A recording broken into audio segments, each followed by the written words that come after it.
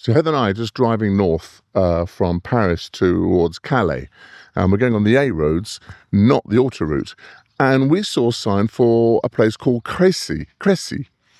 And Heather and I said to her, is that the Crécy?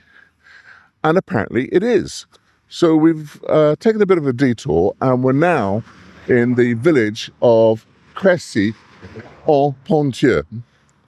So Heather, come and tell us about Crécy and why it's of interest to you. So where are we now? Where are we standing? We're standing on the battlefield. On the site of the battlefield. What battle is this?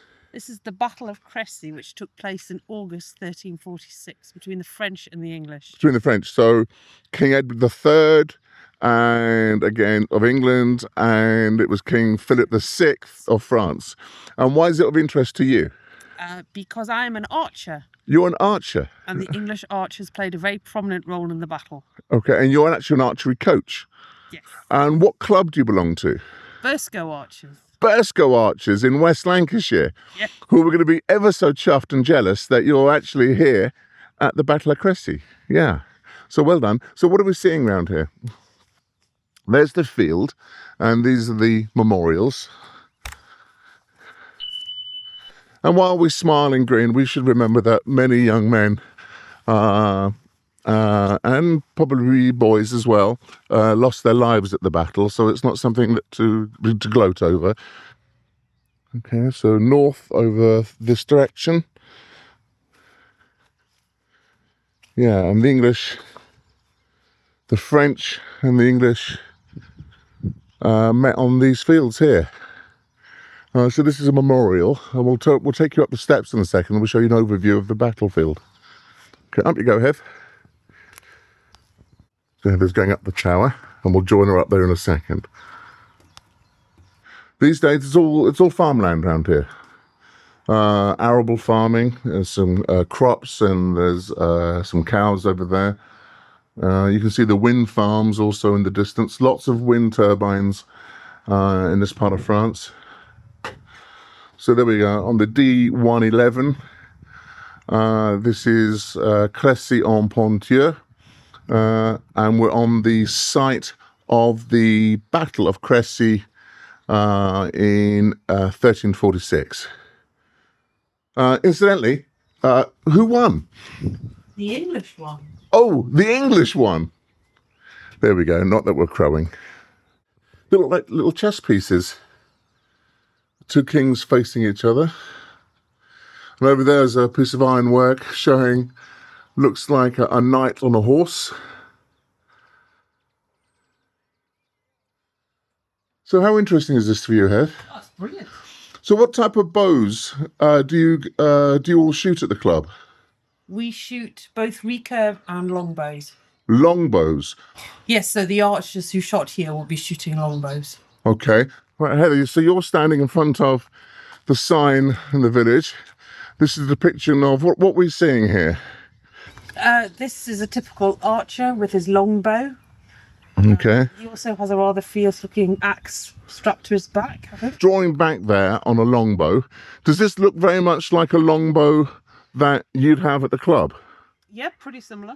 And what about the arrow itself? Is that very similar to what you'd have at the club? Yeah, so wooden shaft and then feathers at the end. And what about the sort of the pointy end? Okay. What sort of end do you have on the arrow? Well, we wouldn't have quite as fierce ones because we don't really want to be killing people with them. And what do you shoot at? Targets. Targets, okay. And do you also do something, what's that thing when you shoot the arrows in the air across the field? Oh, well, that's a class. He's using a quiver here, which is debatable. It would be much easier for him to stick all his arrows in the ground in front of him and pull them out and shoot them that way, or potentially get them out of his quiver and shoot them one at a time, because the key when you're in battle is speed and getting off as many arrows as possible. Were archers in a static position, or did archers move? They would probably start out in a static position, but that's not to say that they wouldn't move as the battle progressed. Right, so you'd have your arrows in a quiver for transport, for moving around. Then when you knew that you were in a static position to let loose, and you're trying to get as many arrows off as you can, you'd probably have several of them in the ground in front of you that you could just draw on potentially, or you'd readjust the quiver on your belt so you could draw quicker. Yeah, so if you have any comments on that, that'd be really interesting to let us know in the comments. What do you think about the conversation about whether or not the arrows were kept in the quiver or the arrows were kept in the ground? And the draw here. How long can you hold a draw like that? Well, there's something in modern archery called being bow fit. Right. The idea being that you can stand at full draw for at least 30 seconds, which means you're fit enough to shoot in a competition. Depending on the poundage of your bow, you don't really want to be at full draw for very long because you'll shake and it will make you less accurate. Presumably, though, if you're in a row of several hundred archers, you don't have to be accurate because you're not trying to hit a target. You're just trying to hit a mass of people charging towards you on a horse. Right, but it could be close up. You're using it as an anti-personnel, weapon. So close up, as archers are, the enemy's approaching you, you can use it as a target, as almost like a rifle to pick off people, individuals.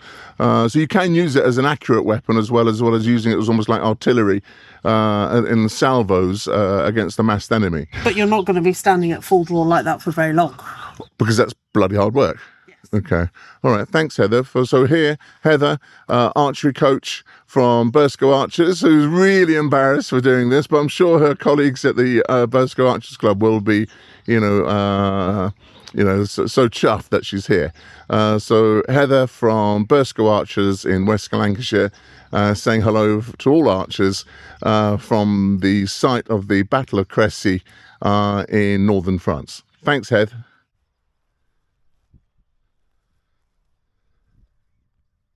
If you like this video, please click like, then comment, share and subscribe.